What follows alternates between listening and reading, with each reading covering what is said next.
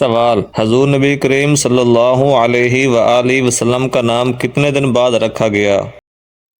جواب: 7 دن بعد۔ سوال: سورۃ بقرہ کا نام سورۃ بقرہ کیوں رکھا گیا؟ جواب: اس میں گائے کا واقعہ ہے اس لیے۔ سوال: حضور نبی کریم صلی اللہ علیہ وآلہ وسلم کی انگوٹھی کس چیز کی تھی؟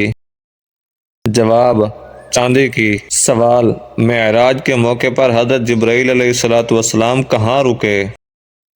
جواب: سدرۃ المنتہا پر۔ سوال: قرآن پاک میں کس صحابی کا نام آیا ہے؟ جواب: حضرت زید بن حارثہ رضی اللہ تعالی عنہ۔ سوال: کون سی چیز دماغ کے لیے مفید ہے؟ جواب: متوازن غذا اور کم چینی والے مشروبات۔ سوال: سورۃ کاف کی تلاوت کی کیا فضیلت ہے؟ جواب: یہ حفاظت اور برکت کا باعث بنتی ہے۔ سوال: ظلم کرنے والے کا کیا انجام ہوتا ہے؟ جواب: ظلم کرنے والے کی پکڑ دنیا اور آخرت دونوں میں ہوتی ہے۔ سوال: وضو کے اعضاء کتنے بار دھونا سنت ہے؟ جواب: 3 بار دھونا۔ سوال: قرآن پاک کی تلاوت کا کیا فائدہ ہے؟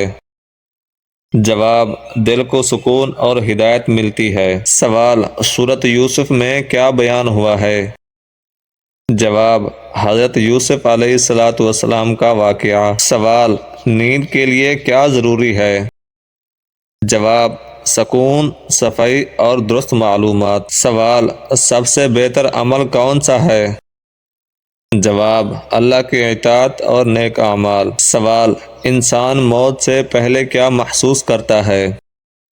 جواب: جسم کمزور ہو جاتا ہے اور حواس مدھم پڑ جاتے ہیں۔ سوال: حضرت ابراہیم علیہ السلام کہاں پیدا ہوئے؟ جواب: دریائے فرات کے قریب قدیم شہر اور میں۔ سوال: نماز میں غفلت کرنے والوں کے بارے میں کیا کہا گیا ہے؟ جواب: ان کے لیے سخت وعید آئی ہے۔ سوال: دودھ کی کیا خاصیت ہے؟ جواب: یہ غذا ہے اور مشروب بھی۔ سوال: حضرت موسیٰ علیہ السلام کا کون سا معجزہ مشہور ہے؟ جواب: ہاتھ کا روشن ہونا۔ سوال: مکہ مکرمہ کا پرانا نام کیا ہے؟